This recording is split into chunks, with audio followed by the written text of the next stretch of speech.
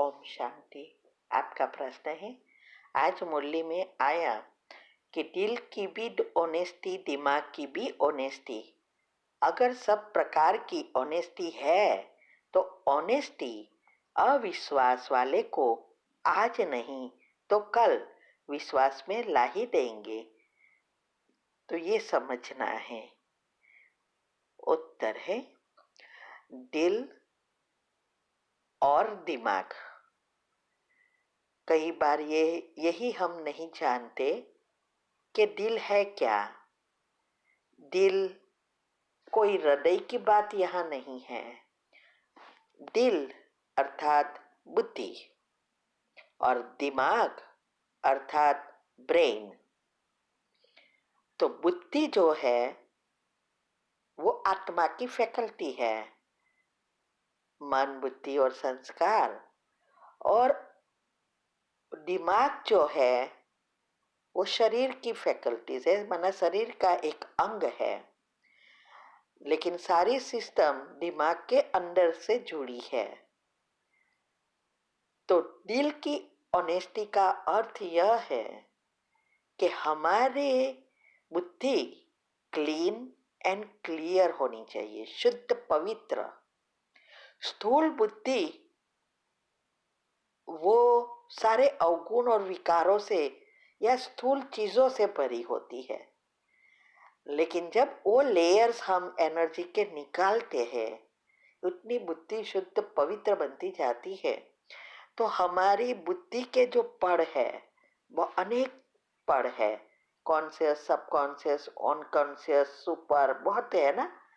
तो हमें इस बुद्धि को शुद्ध पवित्र बनाएंगे तो हमारे सारे गुण एक्टिव हो जाएंगे।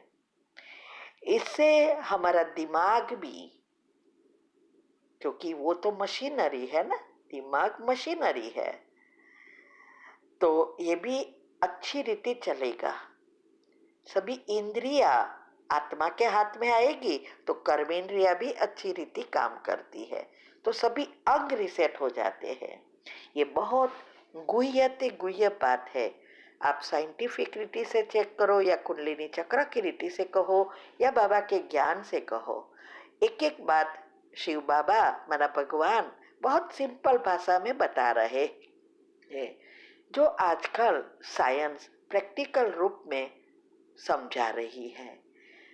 तो ये जो दिमाग है वो अगर उसको भी रिसेट करना है तो हमारे दिल की शुद्धता चाहिए। इसके लिए भी मैंने बहुत सारे टॉपिक यूट्यूब पर बहुत अलग अलग रीति से समझाए हैं। आप प्लेलिस्ट में जाएंगे तो सारे राज भी मिलेंगे और ये सब बातें भी मिलेगी। और ये जो हमारे बुद्धि को कैसे शुद्ध, पवित्र और दिव्य बनाकर उच्च पद के लायक बने, उसका स्पेशल टॉपिक 2 रखे हैं। सब स्पेशल टॉपिक के ग्रुप में आप जाएंगे तो आपको मिलेगा, तो वहां आप सुनेंगे तो ये बात कंप्लीटली क्लियर होगी।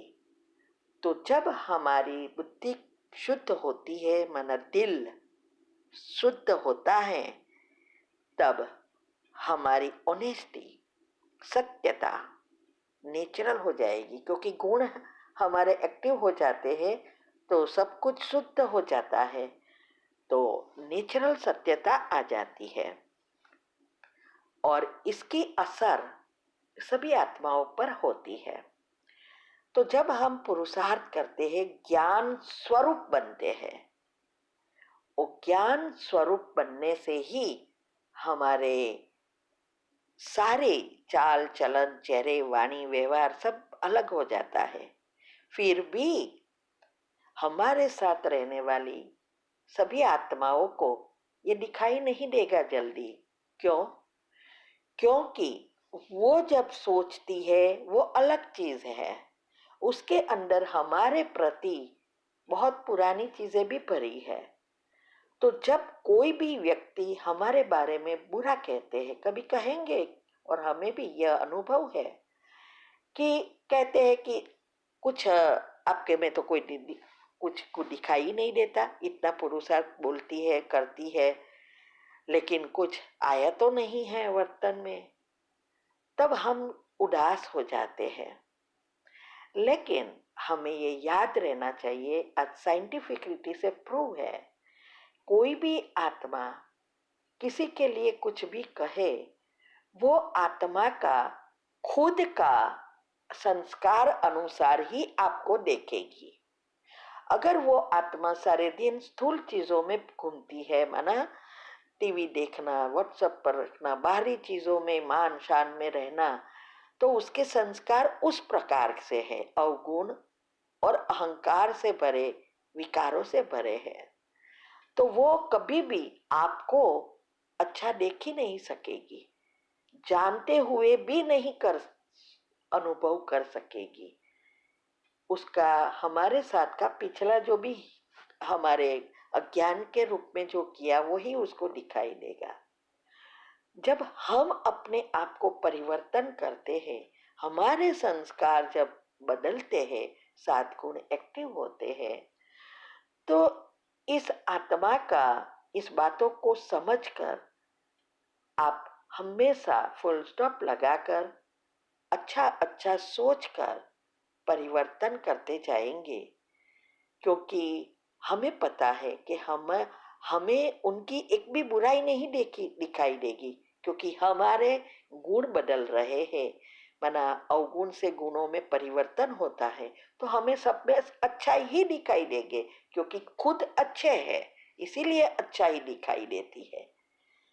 तो ये बात हमें अगर क्लियर होती है, तो हम अपने नेगेटिव विचार नहीं चलाएंगे और घर के वाइब्रेशंस या हमारे वाइब्रेशंस बुरे नहीं बनाएंगे, नहीं तो उसकी असर किसी पर दिखाई ही नहीं देगी। तो जब हम अचल अडोल रहते हैं, फुल स्टॉप लगाते हैं, साक्षी दृष्टा हो जाते हैं, ट्रस्टी बन जाते हैं, ये सारी जो बातें हैं, इससे घर का वातावरण बदल जाता है। तब कहते हैं ना, सत्यता को सिद्ध नहीं करना होता है। जो भी अविश्वास करते थे, वो ऑटोमेटिक बदलने से परिवर्तन हो जाते हैं। तो इस बातों को अच्छी रीति समझना है। 8 ग्रुप का करो, अगली मुरली में समझाया है, रोज का रोज करो, तब आप देखेंगे परिवर्तन सब में। ठीक है। ओम शांति। दूसरी चीज जो बहुत जरूरी है आत्मा रूपी बैटरी को चार्ज करने के लिए, वो है ज्ञान की खुराक। जैसे शरीर के लिए एक्सरसाइज और खुराक दोनों चीजें जरूरी है, इसी तरह आत्मा की शक्ति को बढ़ाने के लिए एक्सरसाइज मतलब मेडिटेशन, खुराक अर्थात ज्ञान। जो हम सुनते, पढ़ते, देखते हैं, उसी से हमारी सोच बनती है। अब ये पिछले 10-20 सालों में इतनी उथल पुथल क्यों आई हुई है? क्योंकि हम बहुत ज्यादा सुनते, पढ़ते, देखते हैं, बहुत ज्यादा। सारा दिन हमारे हाथ में फोन है, हम 1 मिनट भी खाली नहीं बैठते हैं उसके बिना। जैसे 1 मिनट फ्री मिला, ऐसे ऐसे करने लग जाते हैं। हमें लगता है इसका क्या नुकसान है? जितना अंदर जाता जा रहा है, जितना अंदर जाता जा रहा है, उसी से हमारी सोच बन रही है। अगर हम सारा दिन खाते रहें तो शरीर ठीक चलेगा। और वो भी सिर्फ सारा दिन खा रहे हैं वो नहीं, हम किस क्वालिटी का खाना खा रहे हैं। तो अगर हम जंक फूड सारा दिन खाते रहें तो ये शरीर स्वस्थ चलेगा। इसी तरह मन, सारा दिन इसको हम कुछ सुनने, पढ़ने, देखने को देते जा रहे हैं सारा दिन, और उसमें क्वालिटी कैसी है?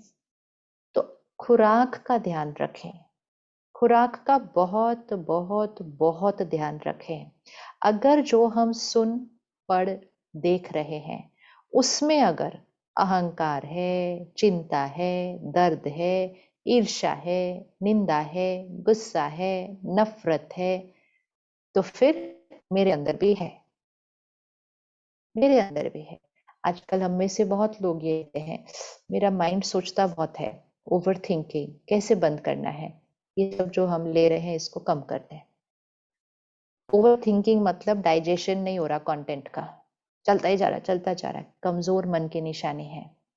सिर्फ 1 महीने के लिए एक्सपेरिमेंट करके देख लें कि हमें कितना कंटेंट लेना है सारा दिन के अंदर।